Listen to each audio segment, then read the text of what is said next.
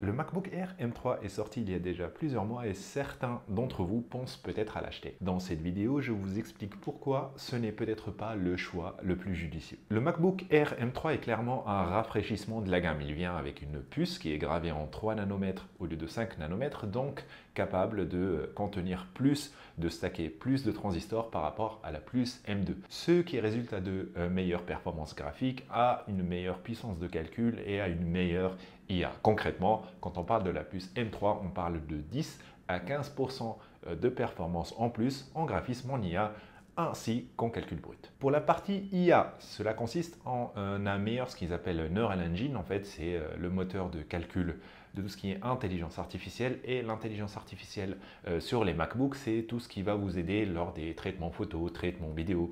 Par exemple, vous avez remarqué que sur Photoshop, vous avez peut-être la possibilité de sélectionner un caractère et Photoshop va venir sélectionner tout le caractère, va pouvoir détecter ce qu'est une personne, ce qu'est les yeux d'un humain, ce qui est changer le sourire, changer la bouche, même pouvoir sélectionner le ciel pour pouvoir le changer.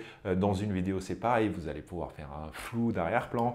Donc, toutes ces fonctionnalités-là de traitement intelligent, c'est des fonctionnalités qui vont permettre d'accélérer le travail que vous allez accomplir sur un MacBook. Et ça, c'est fait nativement avec le Neural Engine. Donc, le M3 va vous permettre de le faire d'une manière un petit peu 10 à 15% plus efficace que le M2. Pour ce qui est de ce qu'apporte aussi le MacBook Air M3 par rapport au M2, c'est la compatibilité avec le Wi-Fi 6E. Donc si vous avez un Wi-Fi 6E chez vous qui est un Wi-Fi beaucoup plus rapide que le Wi-Fi classique, sur le M3, vous allez pouvoir l'utiliser, ainsi que le support natif de 2 écrans externes, parce que sur le MacBook Air M2 avec la puce M2, vous avez le support d'un seul écran externe, alors que sur le MacBook Air M3, vous avez le support de 2 écrans. Et il me semble qu'on a fait le tour des différences qu'il y a entre le M3 et le M2. Ce n'est pas beaucoup, mais comme dit, c'est un rafraîchissement, donc c'est déjà pas mal. Pour le reste, on est sur le même châssis, de la même taille, le même poids, donc rien ne change à ce niveau-là. Le même écran Liquid Retina, qui est un écran vraiment sublime, l'un des meilleurs du marché pour cette gamme tarifaire. Et on est sur une autonomie de batterie de 18 heures sur les deux, ce qui est vraiment excellent, que ce soit sur le M2 ou le M3. Maintenant, le MacBook Air, que ce soit M2 ou M3, c'est l'ordinateur ultime de transport, hein. C'est le meilleur laptop que vous allez pouvoir trimballer partout, le mettre dans votre sac à dos, l'utiliser dans le train, dans l'avion, même dans le lit sans réveiller votre partenaire, car c'est un laptop qui est très léger, comme dit, et en plus c'est un laptop qui est très silencieux car il n'a pas de ventilateur, ce qui fait qu'il ne va émettre quasiment aucun bruit et d'ailleurs ça n'impacte quasiment pas ses performances. Bien sûr, là je parle plutôt de la version 13 pouces qui est pour moi la meilleure version du MacBook Air, comme dit, pour la partie utilisation, la partie transport, car c'est finalement ce qu'on veut d'un ordinateur portable. Bien sûr, ce n'est pas idéal pour jouer, mais vous avez la possibilité de brancher un écran externe, ce qui peut très facilement le convertir en un petit setup de gaming. En bref, le MacBook Air, hein, que ce soit en version M2 ou en M3, donc plutôt parlons de la version M2, c'est le laptop parfait pour pouvoir répondre à 95-99% des besoins d'un utilisateur lambda, de l'étudiant, de la personne qui a besoin d'un bon ordinateur qui soit sous macOS, qui va lui permettre de regarder des vidéos, de naviguer sur Internet, de l'emmener à l'école, à la faculté, même d'éditer des photos, d'éditer des vidéos. Il faut savoir que ma chaîne YouTube, pendant des années, j'éditais avec le MacBook Air M1, donc qui est la version de 2020, et j'éditais des vidéos en 4K dessus sans absolument aucun problème. J'éditais aussi des photos pour les thumbnails YouTube. Vraiment, tout, ça faisait vraiment le café, tout ce qu'il faut.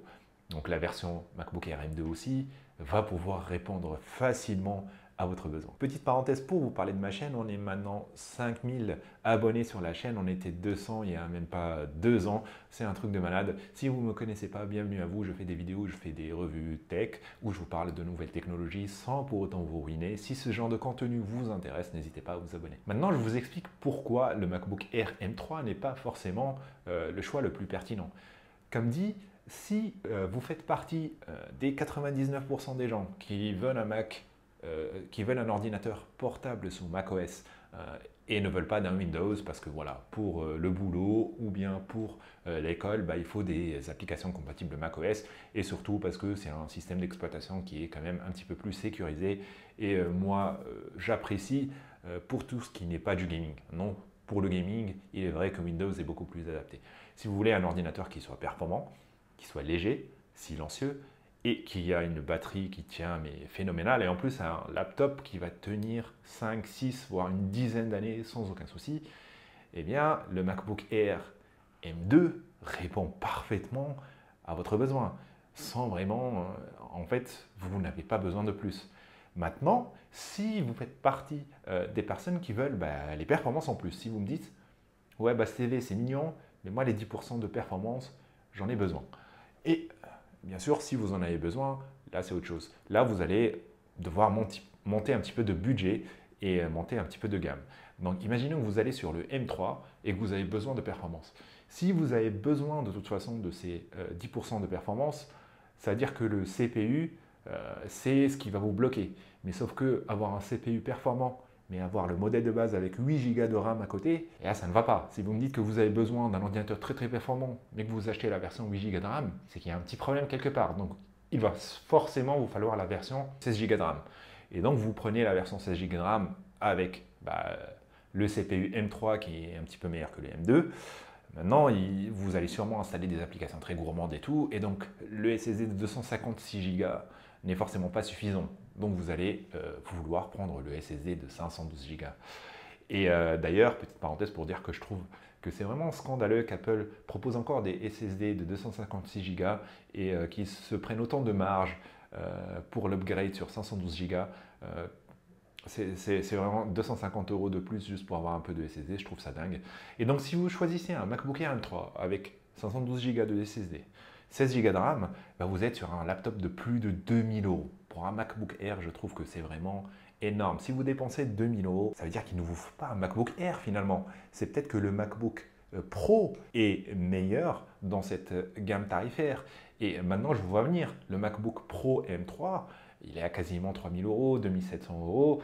Donc, vous avez peut-être les 2000, mais pas les 2007. Moi, ce que je vous dis, c'est que au lieu de partir sur MacBook Air M3, partez plutôt sur un MacBook Pro M1. Et là, vous allez économiser des fous pour des performances similaires, si ce n'est meilleures, parce que le MacBook Pro M1, c'est le laptop que j'utilise moi actuellement pour le travail, et je peux vous dire que c'est des performances phénoménales. C'est un ordinateur qui va pouvoir bombarder, que ce soit en vitesse de calcul, surtout en multicore où il est plus performant que le MacBook Air. Généralement, si vous êtes le genre de personne qui voulait de la performance, vous allez forcément avoir 2-3 applications qui tournent en même temps. Et avoir un ordinateur performant multicore, c'est vraiment idéal pour ce genre de situation. Et là, il y a vraiment de bonnes offres actuellement de MacBook Pro M1. Vous pouvez trouver sur le Bon Coin, vous pouvez trouver d'occasion. Voilà, c'est très facile de voir si l'ordinateur est en bon état. Vous regardez s'il y a des égratignures. Vous allez regarder le niveau de cycle de charge. Si vous n'avez pas vu ma vidéo sur la gestion de batterie, allez la voir. Elle vous parle un peu de la batterie des ordinateurs, comment en prendre soin et tout. Et dedans, je vous montre comment garder les cycles de charge. Vous regardez l'état de la batterie, le cycle de charge. S'il y a des égratignures, c'est tout. S'il est en bon état, vous l'avez pour 1500, 1600 € et vous avez un MacBook Pro M1 qui est plus performant qu'un MacBook Air M3 pour plus de 2000 balles. Donc pour moi, je trouve qu'il n'y a pas photo. Et en plus, vous avez le ventilateur sur le MacBook Pro. Parce que peut-être que si vous prenez le MacBook Air M3 mais que vous le chargez, vous voulez peut-être jouer avec. Et le jeu, c'est vraiment ce qui fait monter l'ordinateur en température. Je peux vous dire que le MacBook Air, si vous jouez dessus, la température, ça va monter à une vitesse incroyable. Et donc avoir le ventilo du MacBook Pro. Et maintenant, si, comme dit, vous faites partie de la première catégorie, des 99% des gens, le MacBook Air M2, actuellement, il y a des promos, j'ai vu sur Amazon, de MacBook Air M2 en reconditionné en neuf. Et vous l'avez à 300 € moins cher que le MacBook Air M3. Pour 300 €, vous pouvez même acheter un écran, vous pouvez acheter un clavier, souris. Enfin, vous pouvez acheter ce qui vous manque en accessoires. Et je trouve que les accessoires, c'est vraiment très très important pour les ordinateurs. Vous pouvez notamment acheter un SSD externe de 512 Go de SSD plus les 256 Go du MacBook.